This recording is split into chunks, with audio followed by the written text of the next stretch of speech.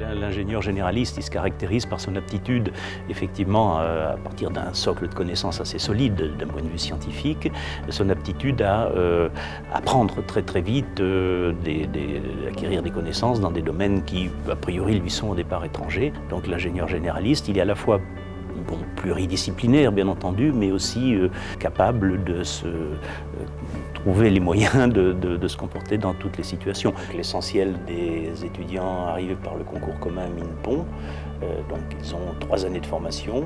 Une première année avec une large part encore de tronc commun et de disciplines scientifiques de base fondamentales.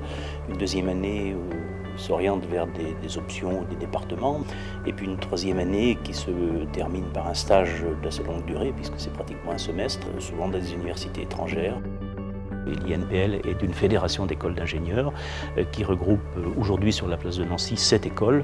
Donc en quelque sorte pour nous à l'école des mines de Nancy, avec cette vocation d'ensemblier finalement que l'on cherche à développer chez nos ingénieurs, ça nous donne une sorte de réservoir finalement de compétences, éventuellement très pointues, dans un très grand nombre de domaines. La recherche est aujourd'hui donc conduite dans des laboratoires. Ces laboratoires sont aujourd'hui partagés entre les différentes écoles plusieurs écoles de l'INPL, voire même d'ailleurs entre l'INPL elle-même et puis d'autres universités sur la place de Nancy.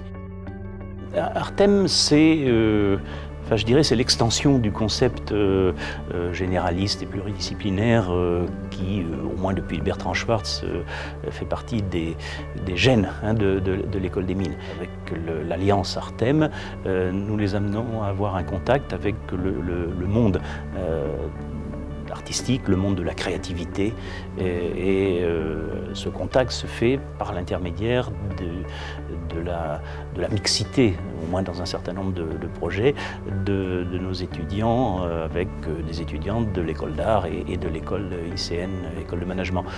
Donc nous avons franchi un pas supplémentaire, je dirais, dans l'élargissement finalement de l'horizon culturel de nos étudiants.